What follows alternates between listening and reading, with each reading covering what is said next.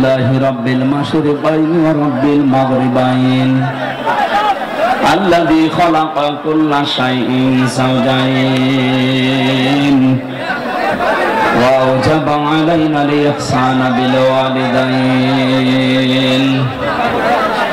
ونشهد أن لا إله إلا الله وحده لا شريك له وأشهد أن محمدا عبده ورسوله سيد الكونين صلى الله عليه وعلى آله وصحبه وأتباعه أجمعين ليلا ونهارا في الطرفين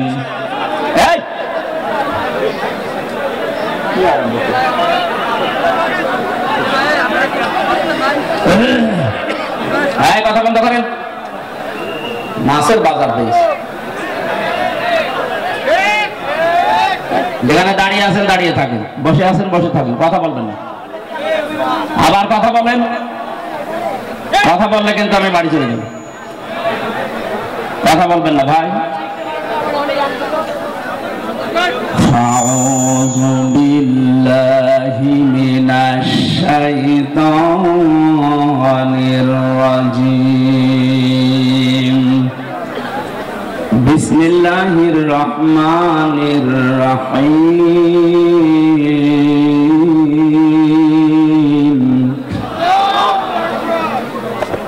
الذين يجتنبون كبائر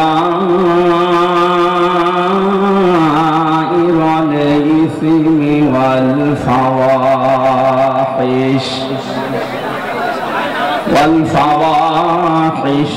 إلا اللمم وقال تعالى في آية أخرى ولقد ضرب الله مثلا قرية كانت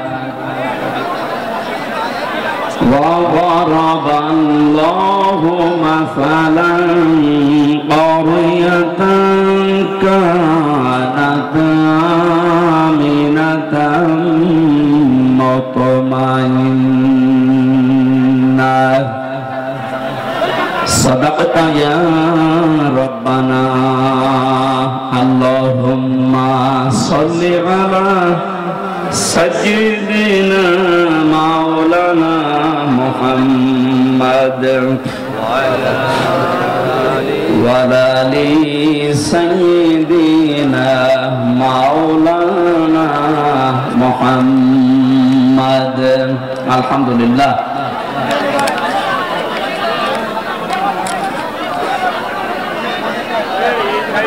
বাংলাদেশের ঐতিহ্যবাহী জেলা যশোর মনিরামপুর থানার অন্তর্গত রহিতা কদলাপাড়া কাশবন কফি হাউসের পাশে মসজিদ কমিটি ও যুব সমাজের উদ্যোগে 2 দিন ব্যাপী ঐতিহাসিক তাফসীরুল কোরআন মাহফিলের সমাপনী রজনীর স্বনামধন্য সভাপতি বিশিষ্ট শিক্ষাবিদ আপনাদের এলাকার সন্তান যশোর মুক্তিযোদ্ধা ডিগ্রি কলেজের সম্মানিত অধ্যাপক প্রফেসর মোহাম্মদ জাহাঙ্গীর হোসেন আতাল্লাহু উমরাহু ওয়া বারাকাল্লাহু ফি হায়াতি বলেন আমিন।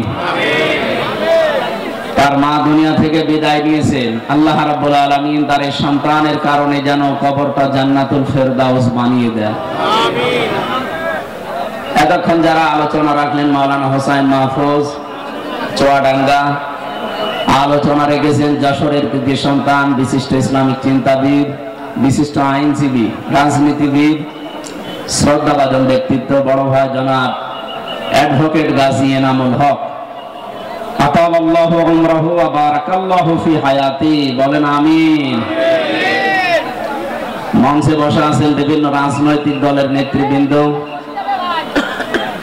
মঞ্চে বসা বড় ভাই জনাব অ্যাডভোকেট তাজউদ্দিন যশোরের সন্তান দামাত বারকাতুহুল আলিয়া, গতকাল যারা এখানে কথা বলেছিলেন মাওলানা শাইখুল ইসলাম শাইখ রংপুর, ওবায়দুল্লাহ তারেক ভাই, অ্যাডভোকেট রকনুজ্জামান রকন সহ অন্যান্য সম্মানিত ব্যক্তিবর্গ, আমি অনেকের নাম জানি না, এই জন্য মন খারাপ করবেন না, দোয়া করছি সবার জন্য। ওয়ারাফা'না লাকা যিকরাক। দুনিয়াতে আল্লাহ রাব্বুল আলামিন তাদের সম্মান মর্যাদা নবীর উম্মত যেভাবে পায় ওইভাবে যেন বাড়িয়ে দেয়। মানুষের সম্মান আর মর্যাদা যে কোথায় এটা অনেকে এখনো জানে না। আল্লাহ পাক বলেন, ইয়ারফা'িল্লাহুল্লাযীনা আমানু মিনকুম ওয়াল্লাযীনা উতুল ইলমা দারাজাত। সূরা মুজাদালার 11 নম্বর আয়াতের মাঝের অংশে আল্লাহ জানিয়েছেন, ইয়ারফা এটা মুজারে, বর্তমান ভবিষ্যৎ, প্রেজেন্ট ফিউচার। দিন যত যাবে এই পৃথিবীতে যারা তোমাদের ভেতরে ঈমান এনেছে, ঈমান পেয়েছে, এই কথা আল্লাহ এখানে বলেন নাই। আমরা কিন্তু এই আয়াতের ভেতরে অনেকেই নেই, কারণ আমরা ঈমান আনি না, ঈমান আমরা পেয়েছি। কে কথা বলেন এখন? আমার বাবা দাদা পরদাদা এরা মুসলমান ছিল, এই জন্য সেই হিসাবে আমিও মুসলমান। আর সাহাবায়ে কেরাম তারা ঈমান পায়নি, তারা ঈমান এনেছিল। হ্যাঁ, মোবাইল বন্ধ করুন। একটা যুবক ছেলে গায়ের শাল চাদর দিয়ে বুট জুতা মুছতেছে। জুতার দাম হয়তো 300 টাকা, শালের দাম 1500 টাকা। লোকজন জিজ্ঞাসা করছে, কি গো, জুতার দাম যা, এরকম 5 জোড়া জুতা বিক্রি করলে শাল হবে না? এত দামি শাল দিয়ে জুতা মুছতেছো কারণ কি? ছেলেটা বলে, বহু কষ্ট করে জুতা আমার টাকা দিয়ে কিনেছি, আর এই শালটা আমার বাবা আমারে দিয়েছে। বাবা এত টাকা দিয়ে শাল দিয়েছে, শালের কোনো মূল্য নেই, জুতা মুছতেছে।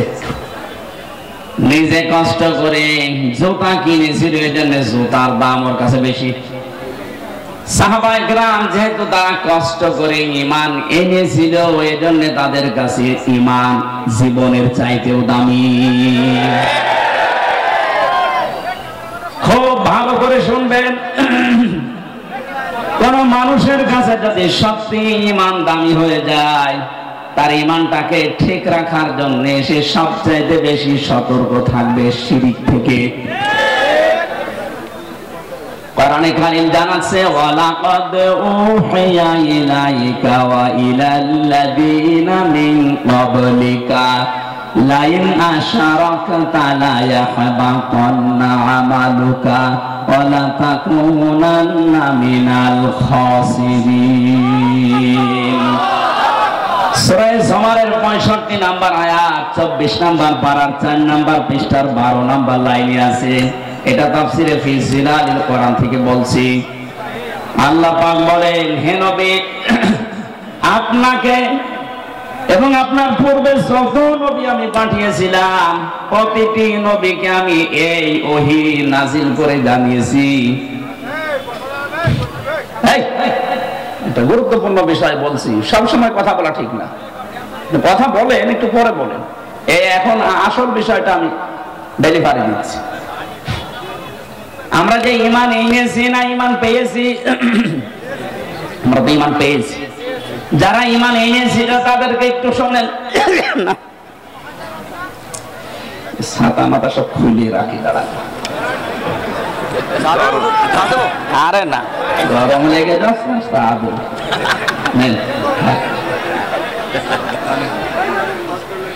জালেমের ছেলে থেকে শরীর তো আর কিছু নেই, ভেতরে একেবারে মাল মশলা কিছুই। পোশাক আশাক তো খোলা যাচ্ছে না, করলে মনে হবে চেঙ্গিস খান।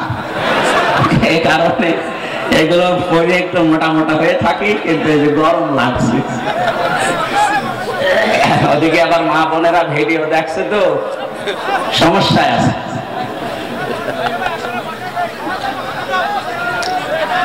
আমার ভাইরা, ওয়ালাকাদ উহিয়া ইলাইকা, অবশ্যই আমি ওহী নাযিল করেছি হে নবী আপনার প্রতি, ওয়া ইলাল্লাযীনা মিন ক্বাবলিকা, এবং আপনার পূর্বে যত নবী রাসূল এই দুনিয়াতে পাঠিয়েছি প্রত্যেকের প্রতি এই ওহী ছিল, লাইন আশরাকতা লা ইয়াহবাতান্না আমালুকা, যদি আপনি শিরিক করেন।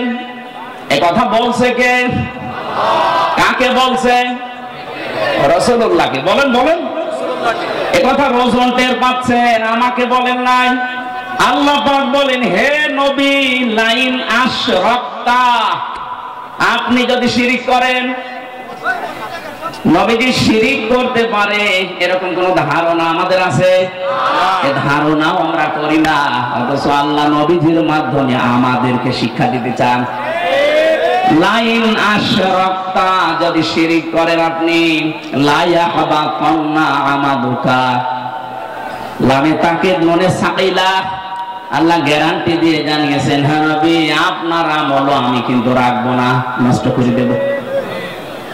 এতটুকু আল্লাহ শেষ করেননি, ওয়ালা তাকুনাল খাসিরিন, এইটাও লামে তাকিদ নুনে সাকিলা, আল্লাহ যদি গ্যারান্টি দেয় এটা আলতো ফালতো না। এর ভিতরে অনেক ওজন আছে আল্লাহর কথায়। আল্লাহ বলেন, শুধু আপনার আমল আমি নষ্ট করে দেব তা না, আমি আল্লাহ গ্যারান্টি দিয়ে বলছি আপনি ক্ষতিগ্রস্ত হয়ে যাবেন। যেটা থাকলে ঈমানও থাকে না, তার নাম শিরিক। তার নাম কি? শিরিক। এই শিরিক থেকে যদি আপনি না বাঁচতে পারেন, যদিও নবীজিকে আল্লাহ উদ্দেশ্য করেছেন কা দিয়ে, কিন্তু এটা কিয়ামত পর্যন্ত যারা আমরা আসবো সবার জন্য প্রযোজ্য। যাই করেন তাই করেন, শিরিক করবেন না। শিরিক করলে আপনার পেছনের আমল একটাও আল্লাহ রাখবে না, আর আপনি মাস্ট বি ক্ষতিগ্রস্ত হয়ে যাবেন। ঠিক। আমার এই চর্মচক দিয়ে কোরআনে কারীম যতটুকু পড়েছি, বুঝেছি, অনুধাবন করেছি, আমি বাংলাদেশের সাথে মিলিয়ে দেখলাম এদেশে প্রকাশ্য অপ্রকাশ্য মিলে প্রায় ৪৪টার উপরে শিরিক চলছে। আমি এক কথা জবাব দিচ্ছি, সবগুলো বলতে গেলে আমার আয়াতে যাওয়া হবে না, এই জন্য আমি মেন কথাটা বলছি। আল্লাহ যেটা পারে ওইটা অন্য কেউ পারে, এই বিশ্বাস করার নাম শিরিক। কথা বলেন না? এবার আসেন তো বাংলাদেশের সাথে মিলাই। এদেশে বহু মানুষ এমন আছে আল্লাহ যেটা পারে এটা অন্য কেউ পারে বিশ্বাস করে, করে না? আন্নাল কুওয়াতা লিল্লাহি জামিআ, সূরা বাকারার আয়াত 2 নাম্বার পারার 4 নাম্বার পৃষ্ঠার 3 নাম্বার লাইনে আছে, মাঝের অংশে আছে আন্নাল কুওয়াতা লিল্লাহি জামিআ, সব ক্ষমতার উৎস কে? আল্লাহ। আরো জোরে আল্লাহ। অন্য দলে যারা আছেন, অন্য মতে যারা আছেন, আমি আপনাকে চিনি না, নামও জানি না, তারপরও বাঁচার জন্য বলছি, বাংলাদেশে বহু দলের লোক আছে এখনো বিশ্বাস করে ক্ষমতার উৎস জনগণ। এটা এই আয়াত অনুযায়ী শিরিক। শিরিক যারা করবে তারা মুশরিক। এই কথা বলছেন না? মুশরিক যারা, তাদের জন্য জাহান্নাম ওয়াজিব, জান্নাত হারাম। এটা তো আমি বানালাম।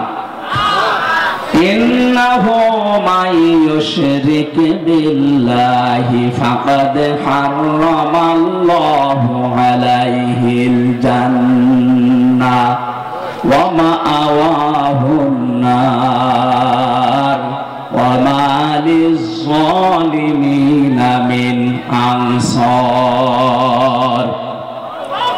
সূরা মায়েদার ভেতরে আল্লাহ জানিয়েছেন, কেউ যদি সত্যি আল্লাহর সাথে শিরিক করে, এই শিরিক কাকে বলে এক কথা বলি নাই? কি? আল্লাহ যেটা পারে ওইটা অন্য কেউ পারে, বিশ্বাস করার নাম। আরো জোরে বলে, বিশ্বাস করার নাম শিরিক। যারা করে তারা, আরো জোরে বলেন, মুশরিক মারা গেলে বিনা হিসাবে বিনা বিচারে যাবে জাহান্নামে। জান্নাত হারাম, জাহান্নাম ওয়াজিব। আল্লাহ যদি এতটুকু শেষ করে দিতেন, আয়াত আমি পড়তাম না, পরেরটা আরো কঠিন। অমালিয-যালিমিনা মিন আনসার। কারণ কারণ শিরিক যারা করে এরা যেহেতু আল্লাহর সাথে জুলুম করে, ইন্নাশ শিরকা লা যুলমুন আযীম, সবচেয়ে বড় জুলুম আল্লাহর সাথে শিরিক করা। এই জুলুম যারা করবে তারা মরণের পর থেকে আল্লাহর সাহায্য থেকে বঞ্চিত। কেউ সাহায্য করলেও আল্লাহ কবুল করবেন না। যেহেতু আমাদের দেশে ৯৬% মুসলমান, এই দেশের জন্য শুধু এইটা না, এটা রেকর্ড হচ্ছে। আমার এই আলোচনাগুলো বাংলাদেশের চাইতে বেশি চলে ভারতের, কলকাতার, আসামে। আমি এই দুই রাজ্যে যত জায়গায় গেছি দেখি চার দোকানে বসে বসে শুনতেছে। এই জন্য ওদেরকেও সতর্ক করছি, কারণ ওরা আমার আল্লাহর বান্দা। ওরা বুঝে হোক না বুঝে হোক শিরিক করে জাহান্নামে যাবে। খুব সাবধান। বাংলাদেশে অনেক মানুষ এমন আছে, আমি দেখতে পাচ্ছি, এই কথা এখনো বিশ্বাস করেন যে ক্ষমতার উৎস জনগণ। এখনই বিশ্বাস পাল্টাতে হবে। কি কথা বলেন না? আপনি যদি কিছু নিয়ে যেতে না পারেন, এরা 10টা 10:30 পর্যন্ত জেগে আছেন কোন কারণে? আপনি কি রূপ দেখাতে এসেছেন যে আমার মতো চেহারার কারণে? এই যে দেখে যান, আপনার চাইতে বহু সুন্দরী মানুষ এখনো পর্যন্ত কবরে পড়ে আছে। এটা চেহারা দেখার জন্য আমার আপনার কেউ আসে না, এসেছি কিছু নেওয়ার জন্য। আরে বিশাল আয়োজনে লক্ষ লক্ষ টাকা খরচ, 5টা মানুষ যদি শিরিক থেকে বাঁচতে না পারে, ছাতা দিয়ে লাভ কি? কথা বলে না কেন? আমি সহ যাদের এই বিশ্বাস এখনো আছে যে না ক্ষমতায় জনগণ দিতে পারে, এটা এখন পাল্টাতে হবে। এইটাই বাংলাদেশ জামাতি ইসলামী মানত না, এই জন্য তাদের নিবন্ধন পর্যন্ত বাতিল করে দিয়েছিল জালেমরা। তারা বলেছিল না ক্ষমতার উৎস আল্লাহ, কুলিল্লাহুম্মা মালিকাল মুলকি তুতিল মুলকা মান তাশা। ক্ষমতার মালিক কে? আল্লাহ। জোরে বলেন আল্লাহ। আমি একটা মাত্র টাচ দিলাম, এরকম 44টা আমার এই ছোট নজরে দেখতে পাচ্ছি এই বাংলাদেশে। সাধারণ জাতির এই বিশ্বাসে আছেন, আপনি নামাজ পড়তে পারেন, রোজা রাখতে পারেন, মুসলমান দাবি করতে পারেন, কিন্তু আপনি মুশরিক। প্রশ্ন রাখতে পারেন, নামাজ পড়ে আবার মুশরিক হয়, রোজা রেখে হজ করে কাবা শরীফ ঘুরে আসলাম, তারপরও আমি মুশরিক। আরে ভাই, আপনি শুধু কাবা ঘর ঘুরে এসেছেন, আর আবু জেহেল ছিল কাবার সভাপতি।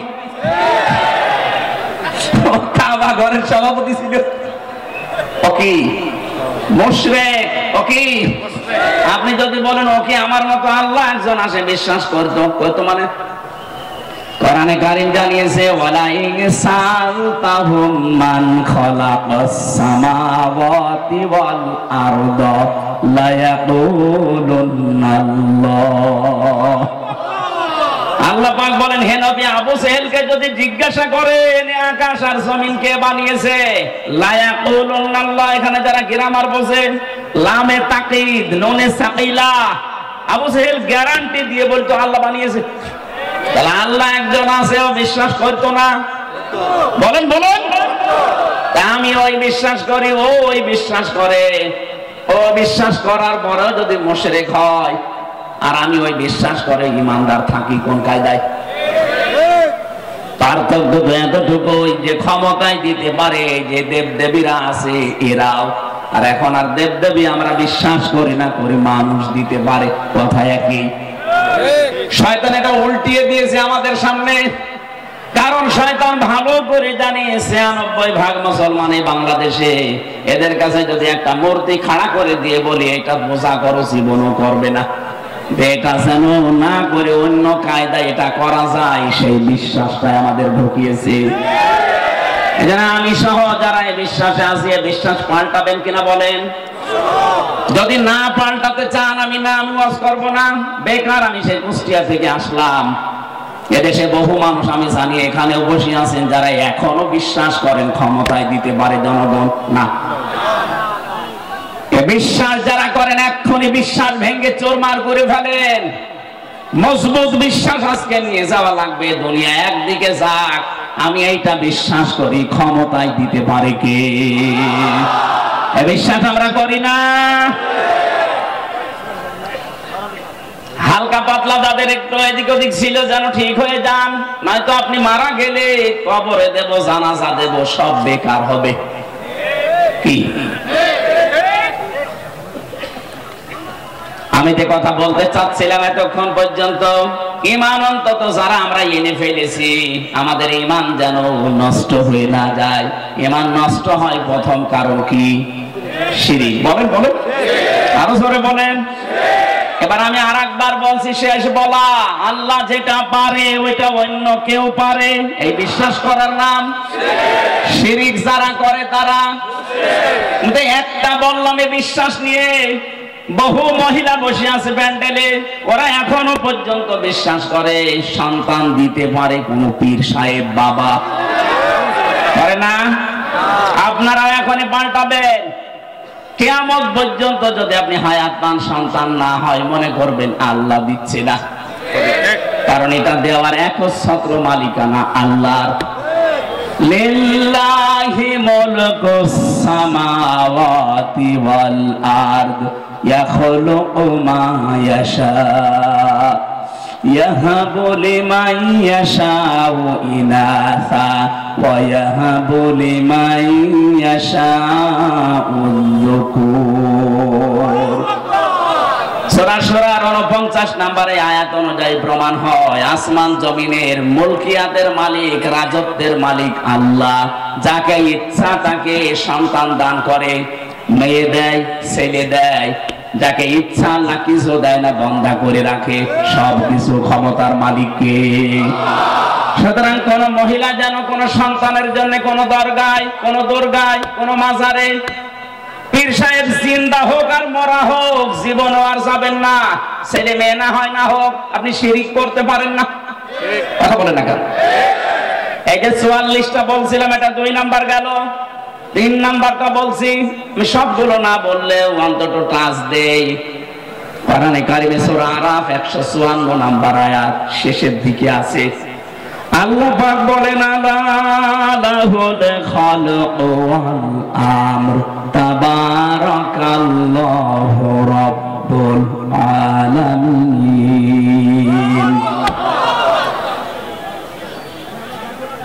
আসমান জমিন বানিয়েছে যিনি, হুকুম চলবে তার, সৃষ্টি যার, আইন তার, এ নিয়ম কার? আল্লাহ। বলেন বলেন। যেহেতু আমরা বিশ্বাস নিয়েছেন আল্লাহ, তাহলে এই বিশ্বাস করা লাগবে এখানে আইন চলবে। যারা আল্লাহর আইন বাদ দিয়ে আল্লাহকে সৃষ্টিকর্তা মানেন, কিন্তু তার আইন বাদ দিয়ে মানুষের তৈরি করা আইন কানুন প্রতিষ্ঠার জন্য চেষ্টা করেন, আপনি মুশরিক। এই কথা বলেন না কেন? এদেশে এখন আপনি মেলান তো এই 3 নাম্বারটা নিয়ে, এদেশে আমার মনে হয় এখন ভরি ভরি লোক পাবেন। ওকে জিজ্ঞাসা করবে সৃষ্টিকর্তাকে, আল্লাহর নাম বলবে, আইন যে চলবে ওই আল্লাহর, এটা বলতে গেলে তখন বলে হুজুর এটা রাজনীতি, এটা দুনিয়ার কাজ। আপনি নির্ভেজাল টাটকা মুশরিক। কারণ সৃষ্টি যার, আইন চলবে তার, এইটাই ফাইনাল। কথা বলেন না কেন? যারা আল্লাহর আইনের বিপরীতে নতুন কোন আইন বানাতে চায়, কোরআনে কারীম সূরা আলে ইমরান 154 নাম্বার আয়াত, এটা মাঝের অংশে আছে, ইয়াকুলুনা হাল্লানা মিনাল আমরি মিন শাইইন কুল ইন্নাল আমরা কুল্লাহু লিল্লাহ। নবীরা যদি জিজ্ঞাসা করে যে আইন তৈরি করার ক্ষমতা পাওয়ার কোন অধিকার আমাদের আছে, আপনি ডাইরেক্ট ফতোয়া দেন না। আইন তৈরি করতে পারে শুধুমাত্র কে? আরো জোরে। এটাকে আমি বানালাম, এটা বললাম কেন? বাংলাদেশে এখন সংশোধন চলছে, সংস্কার চলছে, বিশেষ করে আমাদের সংবিধান। কথা বোঝে? এই ঝড়ে যদি কিছু করে নিতে না পারেন, আবার 50 বছর পিছিয়ে যাবেন। এমনিতেই তো 53 বছর আমরা পিছিয়ে আছি। কথা বলেন ঠিক কিনা? মানুষ নামে কলঙ্ক কিছু মানুষ নিজেরা আইন বানিয়ে আমাদের উপরে সংবিধান আকারে চালিয়ে দিয়েছিল। আল্লাহ পাক 1500 বছর আগে মানব জাতির জন্য একটা সংবিধান দিয়েছেন। সূরা ফুরকান, ফুরকান মানে সংবিধান। ফুরকান মানে কি? এখানে 54টা 74টা আয়াত আছে, 73টা ধারা আছে। আল্লাহ পাক বলেন মুসলমান দেশের আমি আল্লাহর গোলাম যারা দাবি করবে তাদের এই ৭৩টা ধারা দিয়ে যদি সংবিধান বানানো হয় ওই জায়গাটা আমি আল্লাহ মিনি জান্নাত বানিয়ে দেব। এই ৭৩ বছরে ৫৩ বছরে ৭৩টা ধারা আমরা আজও পাইনি। সত্যি যদি পেতাম আল্লাহর কসম আল্লাহর গ্যারান্টি মিথ্যা হতো না। কথা বলেন না কেন? এই গ্যারান্টি কে পর্যন্ত থাকবেন আমরা দেখতে চাই। যেহেতু এখন সংস্কার আরম্ভ হয়ে গেছে, সংশোধন চলছে, বাংলাদেশে ৯৬% মুসলমান, এই দেশে আমরা সংবিধান হিসাবে আল্লাহর কোরআনকে দেখতে চাই, আর কিছু চাই না। কারা রাজি আছেন দেখি? লিল্লাহি তাকবীর।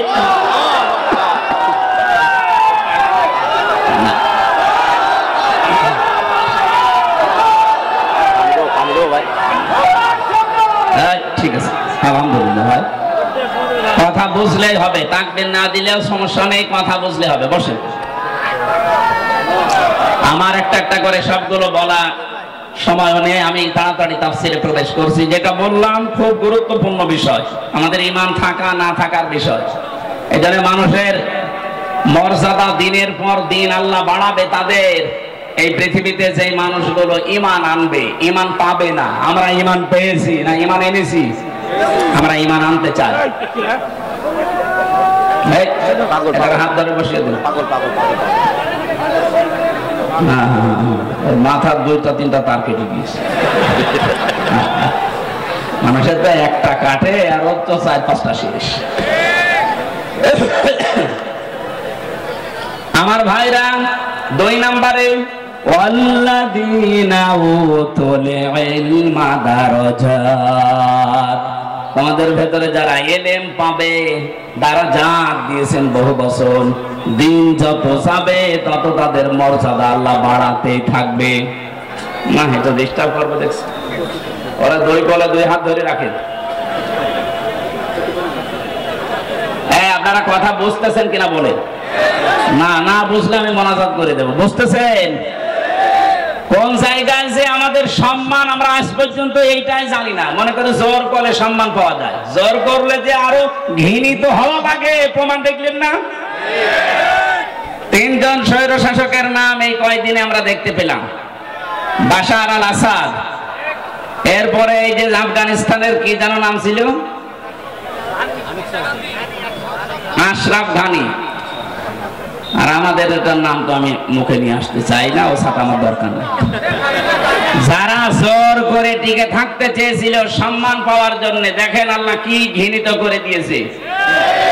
এখনো অনেকে ধান্দায় আছেন যে না বুবু ঘুরবে। বুবু ঘুরবে মানে? তাহলে আফগানিস্তান থেকে যে পালিয়ে গেল ও তো ঘুরতো, ও ঘুরেছে। এই যে কাজকে না কাজকে মনে হয় পালিয়েছে, এটা তো আর ঘুরতেছে না। সুতরাং উনি গেছে তো গেছে, ও ঘোরার আর কোনো পদ্ধতি নেই। পৃথিবীতে আমরা যাদেরকে পালাতে দেখি, এই যে লক্ষণ সেন ৮০৫ বছর আগে পালিয়েছে, আজও ঘুরে আসেনি। হয়তো পড়িয়ে ফেলেছে, নাই কুকুর শিকারের খাবার হয়েছে। এই জন্য যারা পালিয়ে যায় ওদের ভেতরে সৎ সাহস নেই, এই জন্যই পালায়। ওরা যে ঘুরে আসবে কোন মুখে আসবে? সেদিন সিলেট মৌলভী বাজার থেকে ওরা আমারে দিয়ে গেল মাহফিল ধরার জন্য হেলিকপ্টারে। এই পাশে যে হুক থাকে, পাইলটকে বলছিলাম যে ভাই এই যে হালকা হুক দেওয়া, এ আবার পড়ে যাবো না তো? বলছে ওখানে হাত দিয়ে না, হাত দিলে যদি খুলে যায় তাহলে আপনি কিন্তু পড়ে যাবেন। তখন আমরা ব্রাহ্মণবাড়িয়া পার হচ্ছি, মনে মনে ভাবছিলাম আল্লাহ ২ বোন পালিয়ে গেল, একটু খুলে যেতে পারবো না। যদি একটু খুলে যেত, কার সামনে যে পড়তো, পিটিয়ে মেরে ফেলতো জনগণ। কথা বলেন না কেন? ওই সময় মনে মনে ভাবছিল না আমারটা যেন না খোলে, অন্তত ওরা ২ বোনের যদি একটু খুলে যেত। এই জন্য জোর করে সম্মান পাওয়া যায় না। সম্মান আল্লাহ রেখেছেন ঈমানের ভেতরে, শিরিক মুক্ত ঈমান, শিরিক মুক্ত ঈমান আর বেদাত মুক্ত আমল। ২ নম্বরে যাদের এলেম আছে। এখন প্রশ্ন আসতে পারে, অনেক জ্ঞানী মানুষ, এলেমওয়ালা মানুষ ছিল, কিন্তু তাদের তো এখন মানুষ সম্মান দিচ্ছে না। এই বাংলাদেশের রুহুল আমিন বলে যে ছিল খতিব, এখন তার সম্মান আছে? ফরিদউদ্দিন মাসুদ এলেম ছিল, কিন্তু এলেমের উপরে আমল ছিল না, এজন্য আল্লাহ ঘৃণিত বানিয়ে দিয়েছে। জোর করে ইমামতি করার জন্য আবার গিয়েছিল, জোর করে জুতা দিয়ে পিটিয়েছে। পরের দিন আবার স্ট্যাটাস দিয়েছে, জুতা আমাকে মেরেছে কিন্তু আমার গায়ে লাগেনি। শয়তান, আমার মনে হয় শয়তানও হাসে যে আমি আর কি শয়তান, এটা আলেম নাম নিয়ে এত বড় জালেম। পৃথিবীর 6 জন মানুষের তালিকা আপনারা জানেন, যাদের নাম আপনি সার্চ দেন, গণহত্যার তালিকায় যাদের নাম আছে তার ভেতরে যারা পালিয়েছে ওনাদের 1 নম্বরে নাম আছে, একজনের নাম আছে, একজনের। ওখানে হিটলারের নাম পাবেন, চেঙ্গিস খানের নাম পাবেন, যার কাছে পালিয়ে গেছে ওনার নামও আছে, যে গেছে তার নাম আছে, আর বাকি 2 জনের নাম আমি বলবো না। এখন যদিও সমস্যা নেই, তারপরে এটা আন্তর্জাতিক বিষয় পড়ে, যাদের নাম বললাম এদের নামে একেবারে আদা জল খেয়ে গালি দিলেও অসুবিধা নেই। এখানে গণহত্যার তালিকায় যাদের নাম, এই মানুষগুলোর বিচার যদি না হয় পৃথিবীতে আরো অনেককে আমাদের হারানো লাগবে। এখানে আমরা চাই খুব তাড়াতাড়ি গণহত্যার অন্তত বিচার হোক। 2732 জন মানুষ হত্যার সাথে এরা জড়িত, এই কথা বলেন না কেন? 2780 জন মানুষকে পঙ্গু করার পেছনে এরা দায়ী। কারো আজ হাত নেই, কারো পা নেই, চোখ নেই, অন্ডকোষ উড়ে গেছে, এরকম বহু মানুষ তাদের পরিবারের আজ বোঝা হয়ে আছে। বোঝা গেল যারা দিয়ে গেল, ওরা কিন্তু না দিলেও পারতো। পালিয়ে যখন যাবেন তখন আপনি এই কাজ করে গেলেন কেন? কথা বলেন না কেন? আর আপনার এত মহব্বত ভালোবাসাতে আগের থেকে জনগণকে বলতে পারেননি যে আমি পালিয়ে যাব। এখন ওই মানুষগুলো উল্টা আজকে 2 দিন দেখতে পাচ্ছি চট্টগ্রামের এই ফেনী চট্টগ্রামের মাঝে যে চিকন রাস্তা, ওরা খুব দুর্বিসন্ধি লাগিয়েছে। ডক্টর ইউনূস বলেছিল 7 সিস্টার ধ্বংস করে দেওয়া হবে, বিচ্ছিন্ন হয়ে যাবে। ওই দিন থেকে শুরু করে এই 2 দিন বেশি ওরা বলছে চট্টগ্রাম আমরা নিয়ে নেব। চট্টগ্রাম নিয়ে নেবেন কি? আমরা কি যৌতুক দিতে চেয়েছি আপনাকে? পালিয়ে যাওয়ার মেয়ের কিসের যৌতুক? মেয়ে তো পালিয়েই গেছে, ওরা তো আমরা মেনেই নেব না, বিয়েই মানি না। কথা বলে না কেন? চুরি করে বিয়ে করে আসে থাকেন, অসুবিধা নেই। পাশে তো একটা শালি পেয়েছেন ফ্রি।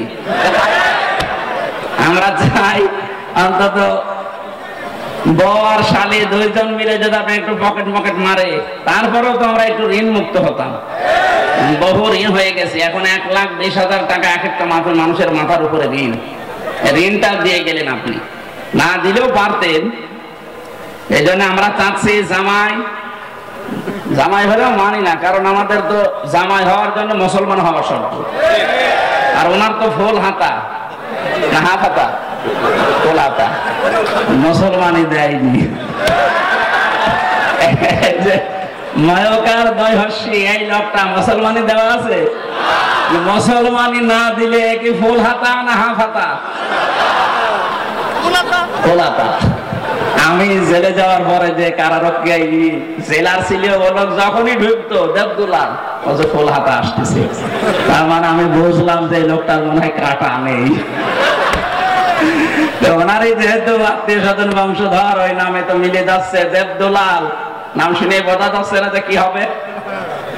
ওনারও যেহেতু ফুল হাতা, আর ফুল হাতা যারা একটু কৃপণ হয়, জামাই যাই হোক মানি না, তারপরও মেনে নেওয়া লাগছে। মেয়ে যখন পালিয়ে গেছে, তো এত কৃপণ হলে তো সম্ভব না। 2 জন মিলে 2 পকেট মারবে, নিতে যা হয় হবে।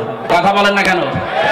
এদেশ থেকে যারা বাইরের দেশে যায় দেখেন, তারা রেমিটেন্স যোদ্ধা টাকা পাঠায় প্রতি মাসে মাসে, আর 3 মাস 6-7 দিন হয়ে গেল একটা টাকাও পাঠায়।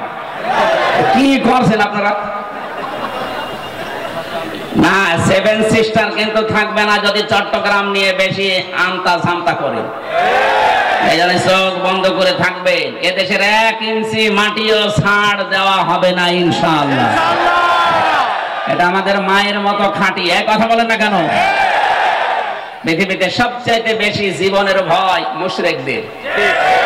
ওয়ালা তাজিদান্নাহুম আহরাসান নাসি আলা হায়াতি ওয়া মিনাল্লাযিনা আশরাকু ইয়াওয়াদ্দু আহাদুহুম লাউ ইউআম্মারু আলফা সানা আল্লাহ পাক বলেন, হে নবী, জীবনের উপরে সবচাইতে বেশি আহারাস, বেশি ভালোবাসা, মহব্বত, আসক্তি দেখতে পাবেন এই দুনিয়াতে মুশরিকদের। ওদেরকে যদি বলেন তোমরা 1000 বছর বেঁচে থাকবে, ওরা বলবে আরো বাঁচতে চাই। এই জন্য একটু বন্ধ করে দিয়েছি আমরা ওই দেশে যাওয়া আসা। ওরা দেখেন মরণের ভয় এখন অস্থির হয়ে পড়েছে। দুই একদিন দেখছেন না দাদারা কি শুরু করেছে। এই জন্য কথা বলা এইটাই আমার শেষ। আবার কথা বলতে পারবো কিনা জানি না। যা বলছি অক্ষরে অক্ষরে পালন করা লাগবে।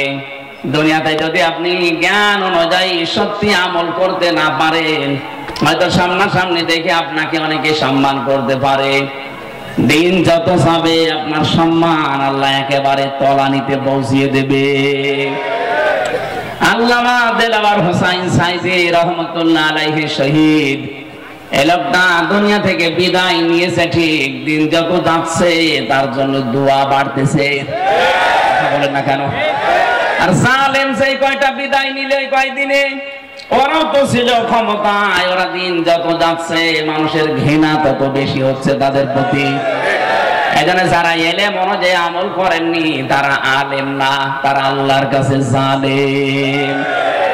কোরআনে কারীম জানাচ্ছে সূরা বাকারা প্রথম নাম্বার পারার 20 নাম্বার পৃষ্ঠা 13 নাম্বার লাইনের 140 নাম্বার আয়াতের প্রথম অংশে আছে, ওমান আযলামু মিম্মান কাতামা শাহাদাতান ইনদাহু মিনাল্লাহ।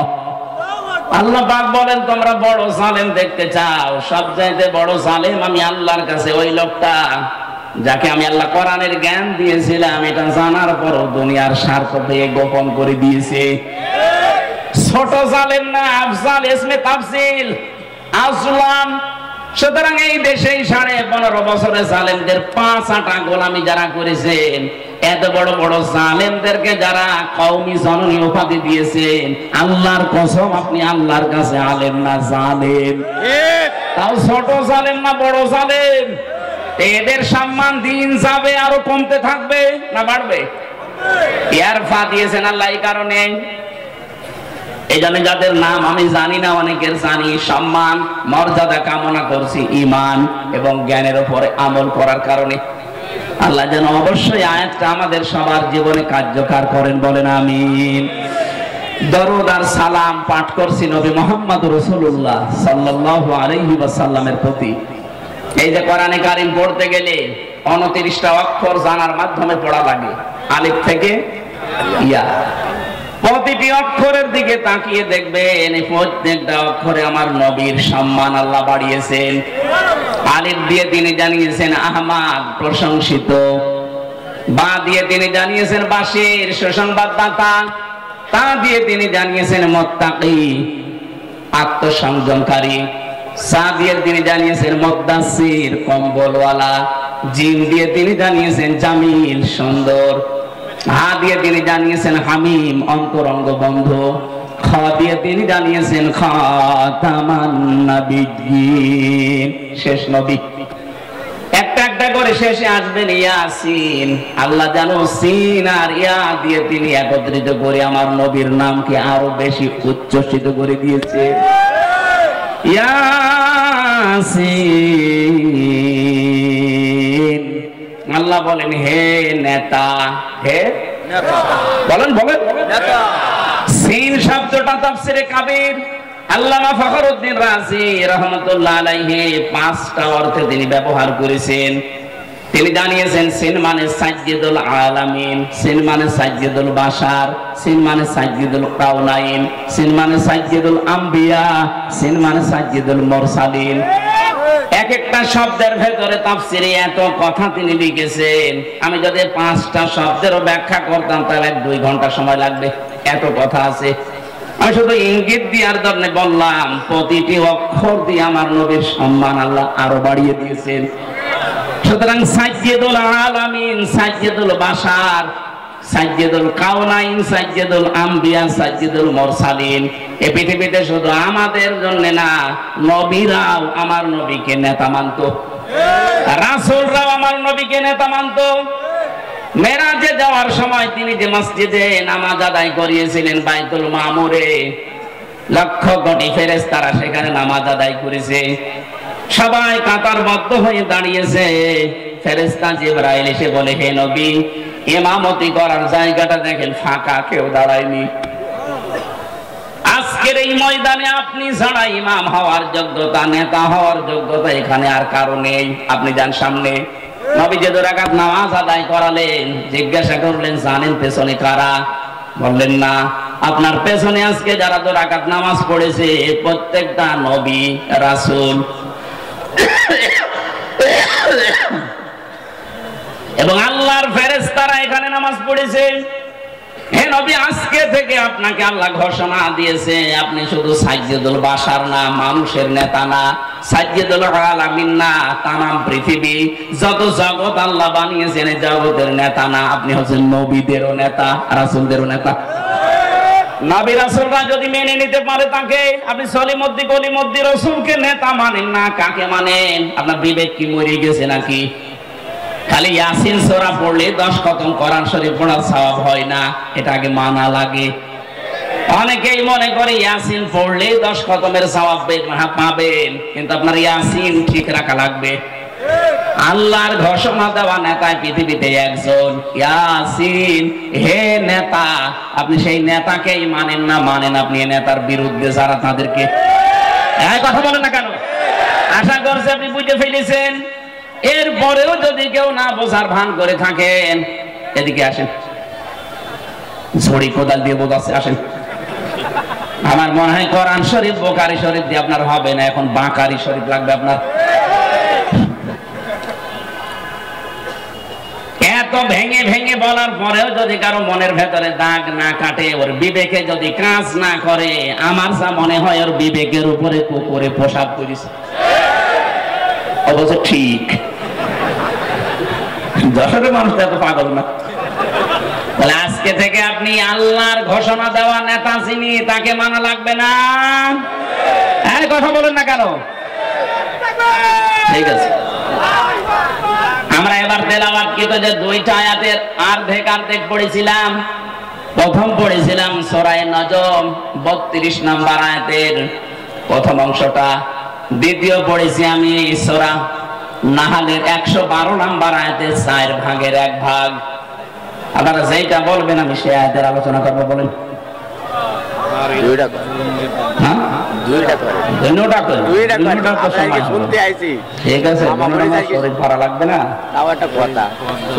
সামনে জানুয়ারি মাসের 3 তারিখ 4 তারিখ 2 দিন ব্যাপী আকিস গ্রুপ ওই যে খুলনায় যে মাহফিল দিত আকিস ফাউন্ডেশন, ওইটা দেবে না, ওইটা যশোরে দেবে।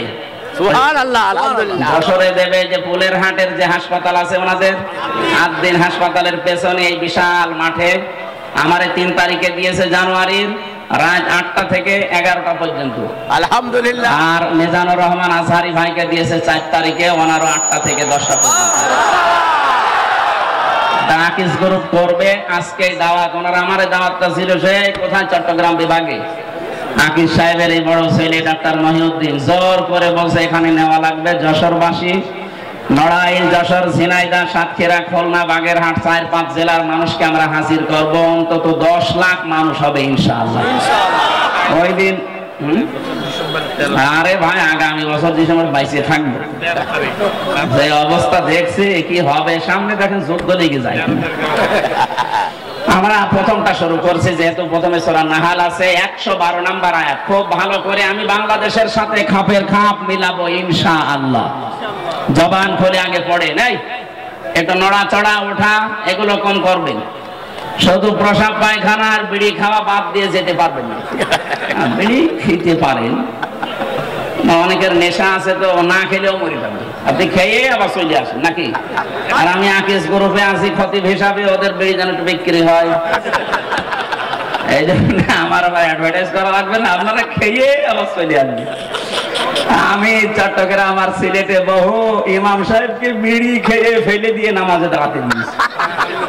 তারা ইমাম সাহেব যদি বিড়ি খায়, মুসল্লি তো গাঁজা খাওয়ার কথা, অন্তত গাঁজা পর্যন্ত যাবেন না, বিড়ি না, না এটাও ঠিক না। আমরা বলেছি আকিব সাহেবের যে ছেলেরা আছে কয়েকজনকে বলেছি স্যার এগুলো বাদ দিয়ে দিন। ওনারা বলছে আমরা ছেড়ে যাওয়ার ইচ্ছে আছে, আমার বাবা যাই করেছে আমরা খাবার বানাবো। আমাদের 65টার উপরে প্রোডাক্ট তৈরি হচ্ছে এখন বাংলাদেশে। আমি মনে হয় বিড়িটা ছেড়ে দিলে ওনাদের যে এখন অর্থ সম্পদ আল্লাহ দিয়েছে 14 বংশ বসে খাবে, টাকা পড়াবে না। সুতরাং এই হারাম কাজ যেটা এটা ছেড়ে দেওয়া ভালো। কথাও দিয়েছে আস্তে আস্তে ছেড়ে দেবে, একবারে তো সম্ভব না। 12,000 কোটি, 14,000 কোটি, 20,000 কোটি এত টাকা একবারে ছেড়ে দেওয়া, ছেড়ে দিলেই ভালো ইনশাআল্লাহ। সামনে এই আপনি বিড়ি খেতে যাচ্ছেন নাকি? হ্যাঁ, শয়তান আশপাশে থাকলে জানাবে পালাই। বলেন আউযু বিল্লাহি মিনাশ শাইতানির রাজীম বিসমিল্লাহির রহমানির রহিম وضرب الله مثلا قرية كانت آمنة مطمئنة। এ পর্যন্ত থাক। সূরা নাহাল, কোন সূরা বললাম? তাফসীর করার জন্য এখানে অ্যাডভোকেট গাজী এনামুল হক সাহেব আছে, বহু পুরাতন মানুষ আপনাদের, কত আলেম বসে আছে। তাফসীরের মূল নীতি উসুলে তাফসীরের প্রায় 13টা লেখা আছে। এটা তাফসীরে খাজেনের প্রথমে পাবেন। কোন আয়াত থেকে কথা বলতে হলে তার আগের আয়াত পরের আয়াতের সাথে সম্পর্ক কি, এইটা মাতৃভাষায় অর্থ, শুদ্ধ তেলাওয়াত, এরপরে ঐতিহাসিক প্রেক্ষাপট, শানে নজরুল যেটা বলে ব্যাকগ্রাউন্ড, এরপরে এখানকার শিক্ষা কি, এরপরে শিক্ষা নিয়ে বাড়ি যাওয়া লাগবে। এগুলো আগে বলা লাগে। আমরা এগুলো আপনারা সবাই জানেন। আমরা একবারে চলে যাচ্ছি, যেহেতু শুদ্ধ তেলাওয়াত আমরা কমপক্ষে করেছি। আল্লাহ পাক এখানে একটা গ্রামের উদাহরণ দিয়েছেন। এটা গ্রাম না? মনে করেন এই রহিতা, এই কদলাপাড়া, এই গ্রামের উদাহরণ আল্লাহ দিচ্ছেন। যদিও এই গ্রামের না, এটা মক্কা শরীফের। আমরা এই গ্রামটা একটু ধরে তারপরে তাফসীরের সাথে মিলাই। আমি যা বলছি এটা ফি জিলালিল কোরআন থেকে কোট করা। আল্লাহ রাব্বুল আলামিন বলেন আমি একটা গ্রামের উদাহরণ দিলাম। এই গ্রামের উদাহরণ কেন দিয়েছি? কারণ এখানে যারা বসবাস করত, 1 নম্বরে তারা নিরাপদ, 2 নম্বরে নিশ্চিন্ত। এ পর্যন্ত বাংলা অর্থ ছিল। ঐতিহাসিক প্রেক্ষাপট, শানে নজরুল কি, মুফাসসির লিখেছেন তাফসীরে হাক্কানিতে, নবীজি যখন মেরাজে যাচ্ছিলেন দেখলেন কালো কালো কি যেন উপরে উঠতেছে। বিশ্ব নবী যখন প্রথম আসমান পাড়ি দিয়ে 6ষ্ঠ আসমান 7ম আসমানে উঠবেন তখন দেখলেন কালো কালো কি যেন পিপিলিকার মতো নামতেছে। জিজ্ঞাসা করলেন ইয়া আখি জিবরাইল, হে ভাই জিবরাইল, আমার সফর সঙ্গী আপনি, এই যে কালো কালো কি ওঠে, আরে পিপিলিকার মতো কি এগুলো নামে? ভালো করে শুনবেন, ফেরেশতা জিবরাইল ওই দিন বলেছিল হে রাসূল, দুনিয়াতে যে যেই ধরনের গোনাগুলো করে এগুলো সব আকাশে উঠতেছে, আর এই গোনাগুলো আল্লাহ আযাবার গজব করে ওই যে পিপিলিকার মতো নামাচ্ছে। পৃথিবীতে আমরা যে যেই ধরনের গোনা করব এটা কিন্তু আবার রিটার্ন আসবে। কথা বুঝতেছেন? তাহলে এমন আজকে এমন শিক্ষা নিয়ে যাব যেন অন্তত এগুলো আর না ওঠে, এটা বন্ধ হয়ে যায়। এটা যদি নিচ থেকে বন্ধ হয়ে যায়, উপর থেকে আসাও বন্ধ হয়ে যাবে। কথা বলেন না কেন? আল্লাহ ইচ্ছা করে কিচ্ছু নামাতে চান না। আমরা যা করি এটা ইনপুট দেওয়ার পর এটা আউটপুট আসে। কোরআনে কারিমে ব্যাপারে জানিয়েছেন সূরা রুমের 41 নম্বর আয়াতে, যাহারাল ফাসাদু ফিল বাররি ওয়াল বাহর বিমা কাসাবাত আইদিন নাস ইলা আখিরি আয়াত। আল্লাহ পাক বলেন জলে স্থলে যে বিপদ আপদ মুসিবত গজব গুলো দেখতে পাও একটাও আমি দিতে চাই না, এগুলো সব তোমার 2 হাতের কামাই। কেন এগুলো দেই জানো? লিউযিকাহুম বা'দাল্লাযী আমিলু, আমি মজা চাকাতে চাই, স্বাদ আস্বাদন করাতে চাই। তোমরা যে অপরাধ গুলো করো, আমল করো, কাজ করো, এই কাজের কিছু প্রতিদান আমি দুনিয়ায় পাঠাই লাআল্লাহুম ইয়ারজিউন, আশা করি তোমরা ফিরে আসবে। কিন্তু আমার আল্লাহর আফসোস, ফিরে তো আসো না, তোমাদের বৃদ্ধি আরো বাড়ে। কথা বলেন না কেন? সূরা শুরার 30 নম্বর আয়াতে আল্লাহ একটু বিস্তারিত ভাবে আয়াতে দিয়েছেন, ওয়া মা আসাবাকুম মিন মুসিবাতিন ফাবিমা কাসাবাত আইদিকুম ওয়া ইয়াফু আন কাসীর। জলস্তরে যে বিপদ আপদ মুসিবত গুলো আসে সব কিন্তু তোমাদের হাতের কামাই করা, অধিকাংশ তো আমি আল্লাহ মাফ করে দেই। তাছাড়া যত অপরাধ তোমরা দুনিয়ায় সংগঠিত করো সবগুলো তো উপরে উঠতেছে। এগুলো যদি আমি আল্লাহ গজব আর আযাব নাযিল করি শ্বাস ফেলার সময় পেতে না। সুতরাং আমাদের উচিত হবে আয়াত থেকে শিক্ষা নেওয়া। আমরা দেখি আল্লাহ আয়াত দিয়ে কি জানাতে চাচ্ছেন। প্রথমে উদাহরণ দিচ্ছেন আল্লাহ, ওয়া দরাবাল্লাহু মাসালান ক্বরিয়াতান। দরাবা মানে দৃষ্টান্ত দেওয়া, এই দৃষ্টান্ত উদাহরণ উপমা দিচ্ছে কে? এই দেখেন, ওয়া দরাবাল্লাহু মাসালান ক্বরিয়াতান কানাত আমিনাতান মুতমাইন্না। আল্লাহ বলেন আমি নিজে উদাহরণ দিলাম, উপমা দিলাম, দৃষ্টান্ত দিলাম একটা গ্রামের। কি সেই গ্রামে ছিল জানো? ওই গ্রামের মানুষগুলো নিরাপদ ছিল এবং নিশ্চিন্ত ছিল। তাফসীরে ইবনে কাসিরের ভেতরে ব্যাখ্যায় লিখেছে এই গ্রাম বলতে আল্লাহ মক্কা শরীফকে বুঝিয়েছেন। ওই জামানা পর্যন্ত মানুষ তামাম দুনিয়ায় এমন কাবার আশপাশ পর্যন্ত কেউ নিরাপদে ছিল না। চুরি ডাকাতি সন্ত্রাসী চিন্তায় মানুষের কোনো গ্যারান্টি ছিল না বেঁচে থাকার আশপাশে। কিন্তু কাবার আশপাশ গুলোতে যারা কাবার চত্বরের ভেতরে আসবে আল্লাহ তাদের নিরাপদ এবং নিশ্চিন্ত করে দিয়েছিলেন। আল্লাহ বলেন এতটুকু আমি শেষ করিনি, ইয়াতিহা রিজকুহা রাগাদাম মিন কুল্লি মাকান। বিভিন্ন জায়গা থেকে আমি আল্লাহ তাদের জীবন উপকরণ পাঠিয়েছিলাম। আশপাশে ইয়েমেন ছিল, সিরিয়া ছিল। আজকে সিরিয়া বিজয় হয়নি। এই সমস্ত আশপাশ দেশ থেকে তাদের রিস্কের যে জীবন উপকরণ লাগে, রিজিক সব আমি পাঠাতাম। আশপাশের মানুষগুলো যে ইমানদার ছিল তা না, কিন্তু ওই মানুষগুলোর বিবেক ছিল, ওর বিবেকের উপরে আমি আল্লাহ এমন ভাবে আঘাত দিয়েছিলাম বাধ্য হয়ে তারা এদের জন্য খাবার পাঠিয়ে দিত, জীবন উপকরণ যা লাগে জীবন চলতে সব তারা পাঠাতো। কিন্তু তাদের এটা আমি সেট করে দিলাম, তাদের নিরাপত্তা তুলে নিয়েছি, তাদের নিশ্চিন্ত হওয়া এগুলো আমি আল্লাহ বন্ধ করে দিয়ে ফাদাকাল্লাহু লিবাসাল জুই ওয়াল খাউফ, আমি আল্লাহ পোশাক পরিয়ে দিলাম তাদের আচ্ছাদন করানোর জন্য। এক নাম্বার ক্ষুধার পোশাক, দুই নাম্বার ভয়ের পোশাক।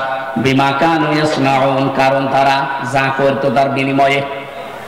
এই যে এটা বাংলা অর্থ ছিল, এটার এক নাম্বার কারণ আল্লাহ আয়াতের মাঝখানে তিনটা শব্দ দিয়ে বুঝিয়েছেন কেন আমি এই নিরাপদ এবং নিশ্চিন্ত এটা বন্ধ করে দিয়ে এই ক্ষুধা এবং ভয়ের পোশাক পরিয়েছিলাম জানো।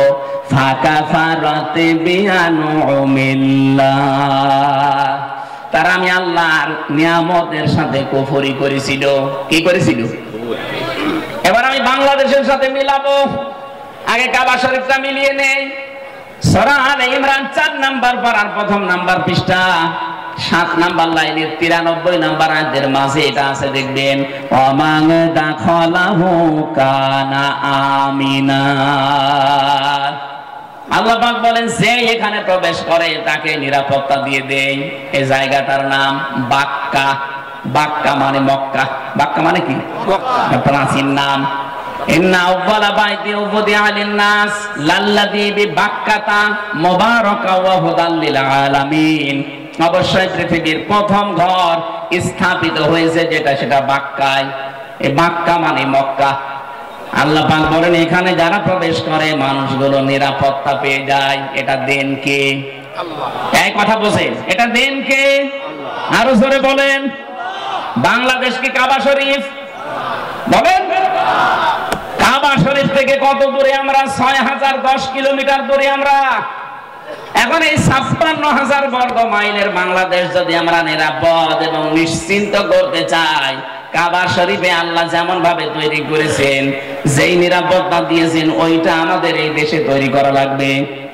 কাবার চত্বরের ভেতরে 1 নাম্বার আপনি কোনো শিরিক পাবেন না। কথা বলছেন না কেন? কোরআনে কারিমে আয়াতের দলিল পেয়েছি আমি তাফসিরে সূরা আনাম 7 নাম্বার পারা 17 নাম্বার পৃষ্ঠা প্রথম নাম্বার লাইনের 82 নাম্বার আয়াতের প্রথম অংশে আছে আল্লাযীনা আমানু ওয়া লাম ইয়ালবিসু ঈমানাহুম বিযুলমিন উলাইকা লাহুমুল আম ইলা আখিরি আয়াত।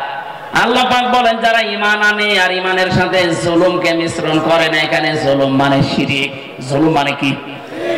যারা ঈমানের সাথে শিরিককে মিশ্রণ করবে না, উলাইকা, এখানে গ্রামার জানে যারা জিজ্ঞাসা করেন উলাইকা ইসমে ইশারা দিয়ে আল্লাহ যারা হাত দিয়ে দেখাতে চায় যশোরের এই বাংলার মানুষগুলো, উলাইকা লাহুমুল আমনু, এরাই নিরাপত্তার হকদার। সুবহানাল্লাহ বলতে পারেন না? সুবহানাল্লাহ।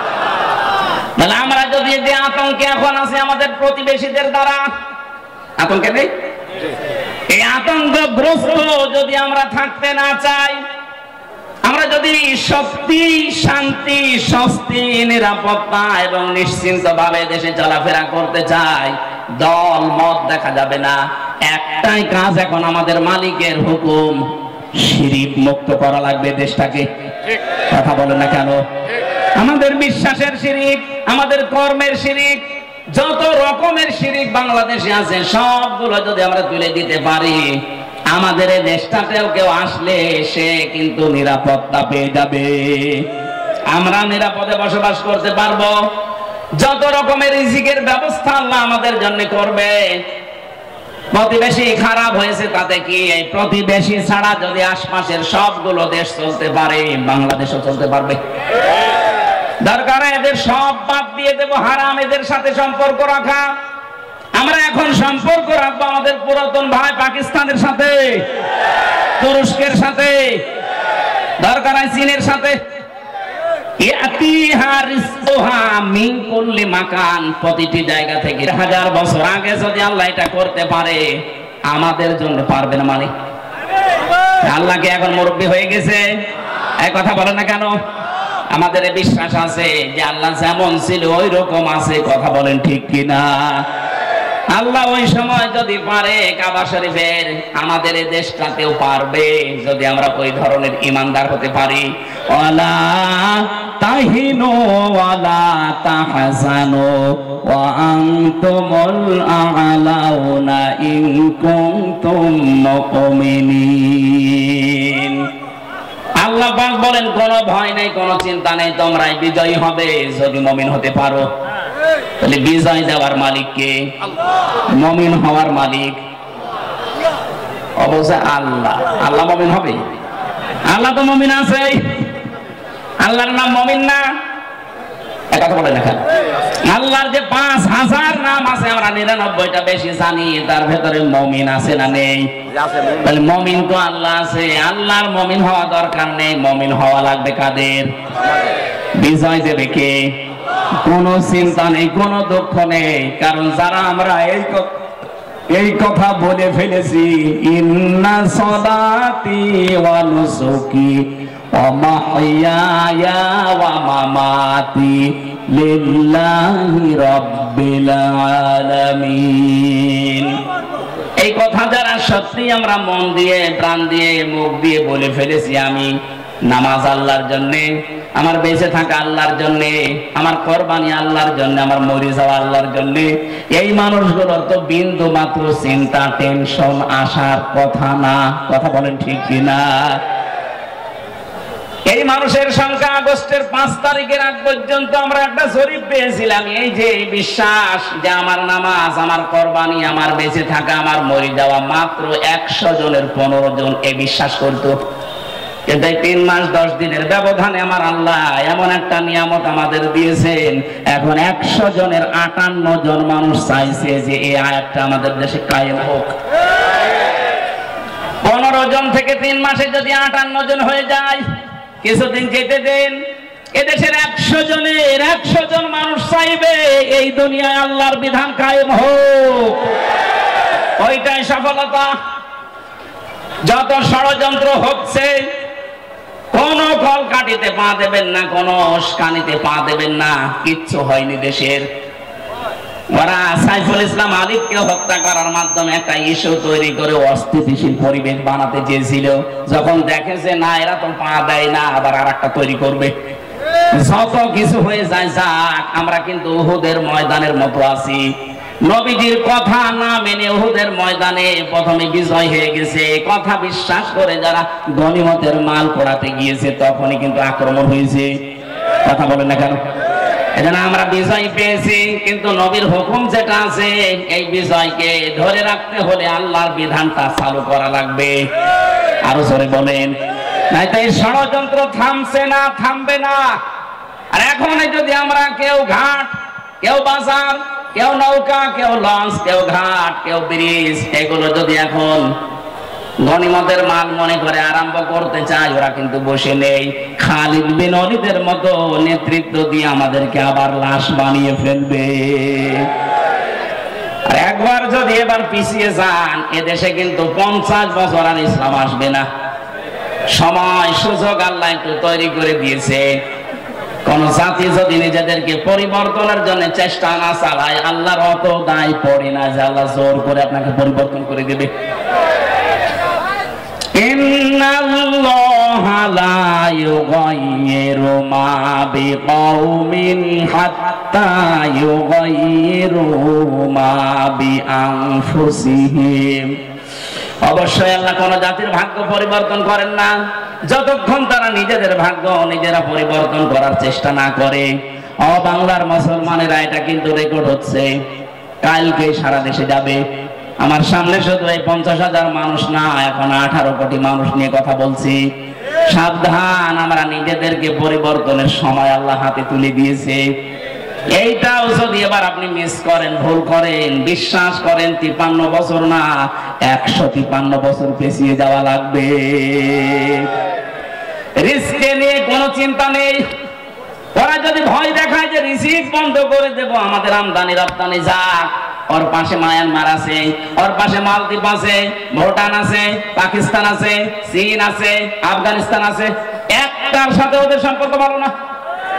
ওরা যদি ভারত ছাড়া চলতে পারে, বাংলাদেশ চলবে, কোনো অসুবিধা হবে না। কথা বলেন ঠিক কিনা?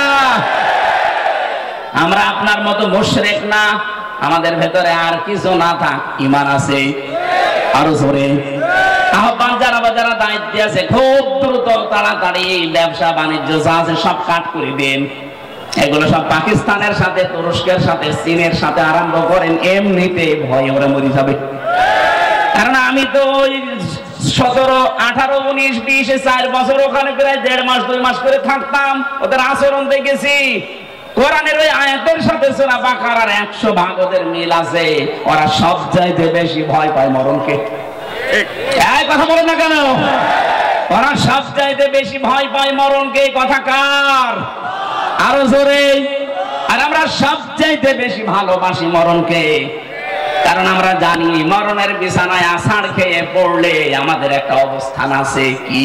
সূরা নাহলে সূরার 32 নম্বর আয়াতে আছে, আল্লাযীনা তাতাওয়াফাহুমুল মালাইকাতু তাইয়্যিবিনা ইয়াকুলুনা সালামুন আলাইকুম উদখুলুল জান্নাতা বিমা কুনতুম তা'মালুন। যে মানুষগুলো এই পৃথিবীর ময়দানে মরণের বিছানায় আছাড় খেয়ে পড়বে, ফেরেশতারা দলে দলে আসতে থাকবে তার কাছে। তাইয়্যিবিন শব্দের শাব্দিক অর্থ শুধু পবিত্রতা না, এটা শুধু পোশাকের পবিত্রতা না, শুধু দেহের পবিত্রতা না, চিন্তা চেতনার পবিত্রতা, আমাদের বিশ্বাসের পবিত্রতা। যেহেতু ওদের বিশ্বাসে শিরিক আর আমাদের বিশ্বাসে ঈমান, এই কথা বলে না কেন? সুতরাং আমাদের যে পবিত্রতা আছে বিশ্বাসে, এই বিশ্বাস নিয়ে যখন আপনি পড়বেন মরণের বিছানায়, ফেরেশতারা এসে বলবে সালাম, শান্তি, উদখুলুল জান্নাহ, প্রবেশ করো এই জান্নাতে। আর ওরা মরণের সঙ্গে সঙ্গে দেখতে পাবে ও মাআওয়াহুন নার, আগুন। কি এই জন্য এত ভয় পায়? আমরা যারা ইমানদার, যারা পবিত্র ইমানদার, এই মানুষগুলো মরণের সঙ্গে সঙ্গে আমরা দেখতে পাবো জান্নাত। ফেরেশতারা এসে বলবে প্রবেশ করো, উদখুলুল জান্নাতা বিমা কুনতুম তা'মালুন। দুনিয়ায় যা কাজ করেছো তার পুরস্কার হিসাবে আল্লাহ তোমাদেরকে এই বাগান দেখাচ্ছে। জোরে বলেন আমিন। আসল জীবনের সফলতা তো এটাই। আপনি 41 সাল পর্যন্ত ক্ষমতায় থেকে কি করতেন যদি জাহান্নামে যাওয়া লাগে? কথা বলেন না কেন? আমরা 41 সাল না 41 সেকেন্ড বাঁচতে চাই, কিন্তু আমরা চাই আমাদেরকে আল্লাহ জান্নাতি বলে ঘোষণা দিক।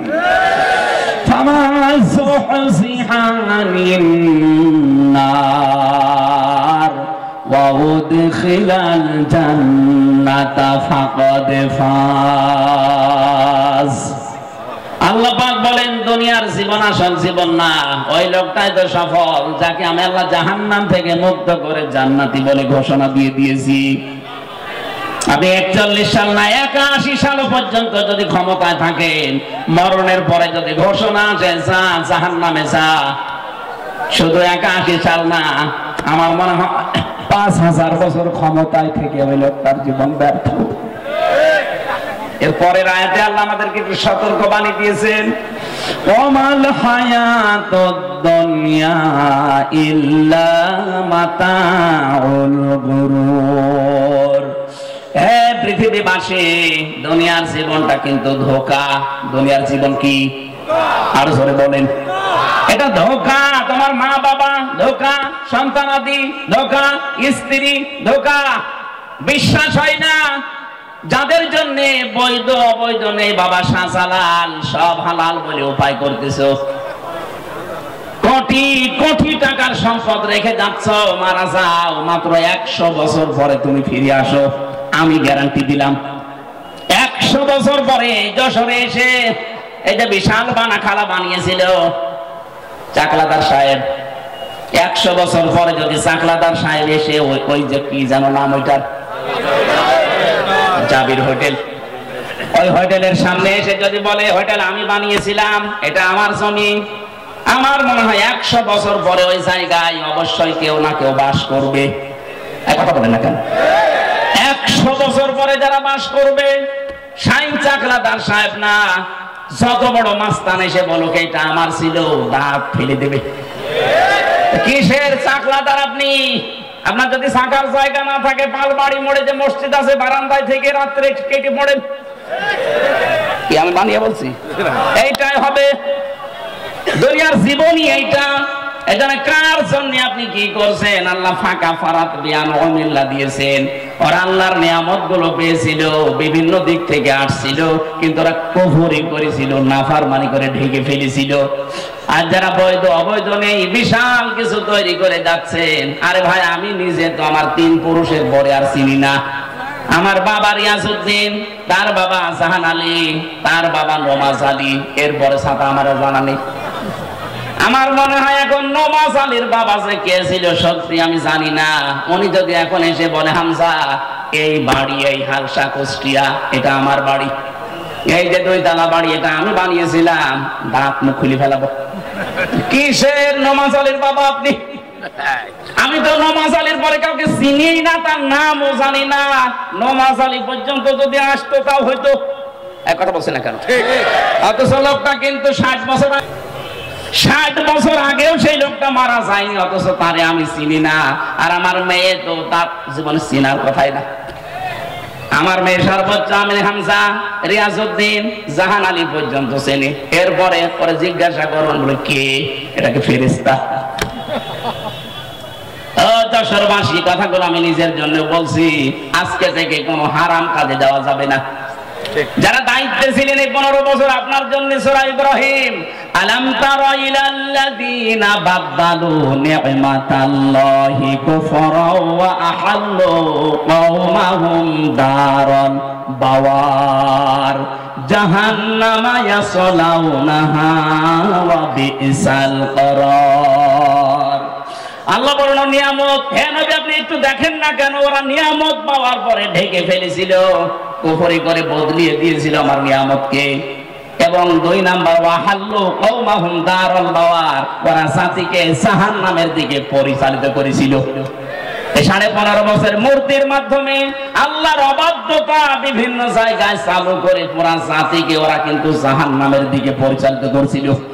কথা বলে না কেন? সব চাইতে এখানে যে আনউমিল্লাহ আল্লাহর নিয়ামত, আমি তাফসিরে ইবনে কাসিরে পেয়েছি সব চাইতে বড় নিয়ামতের কথা আল্লাহ দিয়েছেন রাসূলুল্লাহর নাম। তাদের কাছে সব চাইতে বড় নিয়ামত ছিল আমার রাসূল। কিন্তু এই মানুষগুলো আমার রাসূলকে পাওয়ার পর তার যে কর্মসূচিগুলো, এটা সূরা আলে ইমরানের 164 নাম্বার আয়াতের প্রথম অংশে পাবেন, লাকাদ মান্নাল্লাহু আলাল মুমিনিন ইলা আখির আয়াত। আমি আল্লাহ যত দয়া তোমাদের উপরে করলাম সবচেয়ে বড় দয়া এইটা যে মুমিনদের উপরে আমি একজন রাসূল পাঠিয়েছি। এই রাসূলকে তারা পাওয়ার পরে মানে তো না, আনুগত্য করে না, আরো দেশ থেকে তাড়িয়ে দিয়েছিল। প্রশ্ন আসতে পারে সে তো 1000 বছর আগের কথা, এখন কি? হ্যাঁ এখনো আছে। এখন রাসূল নেই কিন্তু রাসূলের নায়েব আছে। এই কথা বলেন না কেন? বিশ্ব নবীর স্থলাভিষিক্ত নায়েবে রাসূল, উত্তরাধিকারী আলেম যারা, তারা 15.5 বছর আপনি কি করেছেন আলেমদের সাথে বলেন তো?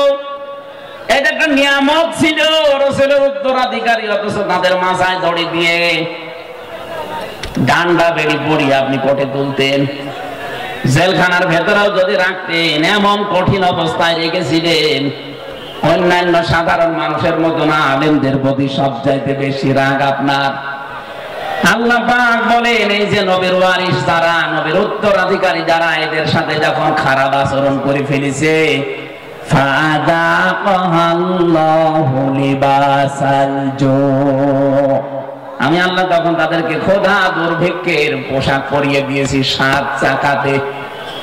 বারবার বলতো না শেষের দিকে এসে যে দুর্ভিক্ষ আসবে? এই কথা বলেন না কেন? পোশাক আল্লাহ নিজে পরিয়েছিলেন। রিস্কের মালিক যেহেতু তিনি, এজন্য 18 কোটি মানুষের এখনো খাবারের অভাব নেই। আল্লাহ যদি দায়িত্বটা ছেড়ে দিতেন, আমাদের দেশের জায়গা অনুযায়ী মানুষ আমরা যা মরে একেবারে গরু ছাগলের মতো পড়ে থাকতাম। আল্লাহ এখনো পর্যন্ত পোশাকটা পরাননি, তার কারণ আছে। কারণ এই যে নিয়ামত গোপন করা, নিয়ামত অস্বীকার করার যে কার্যক্রম চলছিল, আগস্টের 5 তারিখে আমার আল্লাহ হঠাৎ করে কর্তন করে ছেদ করে ঠান্ডা করে দিয়েছেন। নাইতো যদি ওইভাবে জুলুম অত্যাচার নির্যাতন চলতে থাকতো, আল্লাহর কসম করে বলছি আল্লাহ আমাদের পোশাক পরিয়ে দিতেন ক্ষুধার আর ভয়ের। ভয়ের পোশাকটা এখনো কাটে নাই, এ পোশাক কাটতে পারে। একটাই পদ্ধতি আছে, বিশ্ব নবীর 4 দফা কর্মসূচি মেনে নেওয়া লাগবে। কামা রাসালনা ফীকুম রাসূলাম মিনকুম ইয়াতলু আলাইকুম আয়াতিনা ওয়া ইউযাক্কিকুম ওয়া ইউআল্লিমুকুমুল কিতাবা ওয়াল হিকমা ওয়া ইউআল্লিমুকুম মা লাম তাকুনু তা'লামুন। বলেন আল্লাহু আকবার। 4টা কর্মসূচি এখন থেকে আমাদের হাতে নেওয়া লাগবে। 1 নম্বরে কোরআন তেলাওয়াত করে করে মানুষদেরকে বোঝাতে হবে, কারণ নবী নেই, এই দায়িত্ব এখন উম্মতি মুহাম্মদীর। কথা বলেন না কেন? সেই দলে এই কর্মসূচি আছে যে কোরআন তেলাওয়াত করে মানুষকে বোঝায়, কোরআনে কারীম শিক্ষা দেয়, কোরআন দিয়ে পবিত্র করার জন্য ব্যক্তি, পরিবার, সমাজ, রাষ্ট্রকে চেষ্টা চালায়। কোরআনে কারীমের শিক্ষা ব্যবস্থাকে শিক্ষায় নিয়ে যাওয়ার জন্য যারা চেষ্টা করে, হিকমতের সহিত যারা কাজ করে, হিকমত মানে সুন্নাত, সুন্নাত অনুযায়ী এই কাজগুলো যারা আঞ্জাম দেয়, অবশ্যই আপনাকে এই কর্মসূচিগুলো দুনিয়ায় বাস্তবায়ন করা লাগবে রাসূলের পদ্ধতিতে। যে করছে আপনি সেখানে যাবেন। আপনাকে আমি বিএনপি, আপনাকে আমি জামাত ইসলামী, আপনাকে আমি চরমনাই করতে বলছি না। এই 4টা কর্মসূচি যাদের কাছে পাবেন, তাদের সাথে জোটবদ্ধ হয়ে, তাদের পেছনে থেকে সংঘবদ্ধ হয়ে আল্লাহর নবীর 4 দফা কর্মসূচি জমিনে বাস্তবায়নের জন্য চেষ্টা করবেন। এভাবে চেষ্টা করতে করতে যখন শেষ পর্যায়ে যাবেন, জীবনের শেষ দিন, আছাড় খেয়ে যখন মরণের বিছানায় পড়বেন, আল্লাহ পাক ফেরেশতা পাঠিয়ে আপনাকে যে জান্নাত দেবে ওটা দেখিয়ে দেবে। বলেন আমিন। মা বোন যারা এসেছেন, আপনাদের জন্য ছোট্ট ওয়াজ আমার এই, আপনার আদর্শ কিন্তু এই বলিউডের নায়িকারা না, বাংলাদেশের নায়িকারা না, আপনার আদর্শ হওয়া লাগবে হযরতে ফাতিমাতুজ জোহরা। কথা বলেন না কেন? হযরতে খাদিজাতুল কুবরা, এই পৃথিবীতে একজন মহিলাকে জীবিত অবস্থায় আল্লাহ সালাম দিয়েছিলেন স্বামীর খেদমত করার কারণে, তার নাম খাদিজাতুল কুবরা। আজ অধিকাংশ মেয়েরা স্বামীর সম্মান, স্বামীর মর্যাদা বোঝে না। আপনি কি জানেন স্বামী কি? খালি বিছানায় থাকলে স্বামী না, এর যে মর্যাদা কত বেশি আল্লাহ দিয়েছে আপনার তুলনায়। নবীজি বলেন, মেয়েরা যদি আল্লাহ বাদে সেজদা দেওয়া জায়েজ থাকতো, মেয়েদের বলতাম স্বামীর পায়ে সেজদা করো। অথচ সেই স্বামীর হুকুম আপনি মানেন না, খোঁটা দেন, স্বামীর নাফরমানি করেন, কুফরি করেন। এমনকি অনেক মহিলা আছে স্বামীকে ধরে মারে। এক কথা বলছে না, বর হাতে মায়ের খাওয়া মানুষ দেশে আছে না নেই? সত্যি করে বলবেন, কোরআনের মাহফিলে কারা খেয়েছেন হাত তোলেন তো। আপনি আপনি খাবেন, আপনি তো তার কাটা। বিয়ে তো করে জানি তো, তার সব কেটে গিয়েছে। আগে তো 5-6টা কাটা ছিল, এখন সবই কেটে গিয়েছে। না সম্মানিত মা বোনেরা, আমি হাসির খোরাকি দেইনি। হাজারো মোবাইল আসে, হুজুর একটু একটু বলতে পারেন না, আমার ধরে ধরে মারে। আমি মানুষ, আশা করছে খুব সতর্ক থাকবেন এ ব্যাপারে। স্বামীর সম্মান অনেক বেশি, অনেক বেশি, মানে আল্লাহর আরশ পর্যন্ত। এই পৃথিবীতে একজন মানুষকে আল্লাহ আল্লাহ রাসূলের পরে স্থান দিয়েছে, অথচ হাজারো মহিলা এই স্বামীকে কষ্ট দেওয়ার কারণে জাহান্নামে যাবে। নবী নিজে দেখেছেন। কারণ স্বামীর কুফরি করা, স্বামীর নাফরমানি করা, তাদের মনে কষ্ট দেওয়া। আল্লাহ যেন আপনাদের এলাকায় যে মেয়েগুলো আছে তাদেরকে বাঁচিয়ে দেন, বলেন আমিন।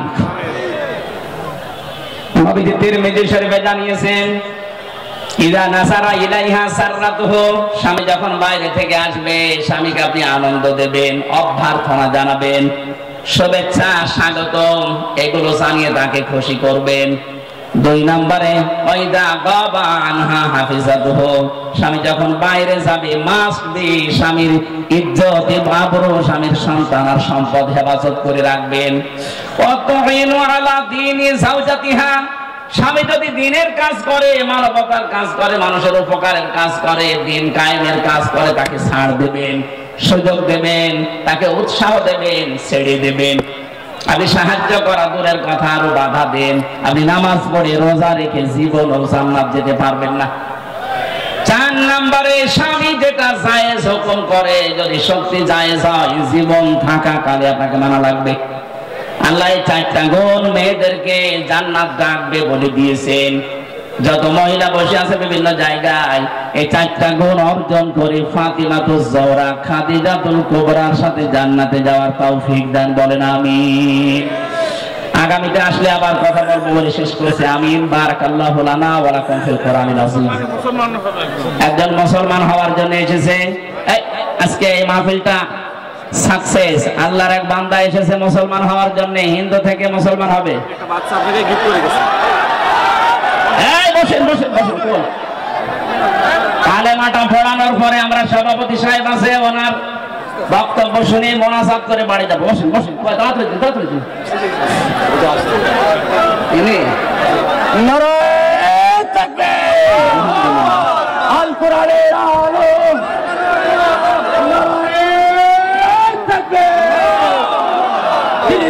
দিন ইসলাম জিন্দাবাদ জিন্দাবাদ জিন্দাবাদ জিন্দাবাদ জিন্দাবাদ।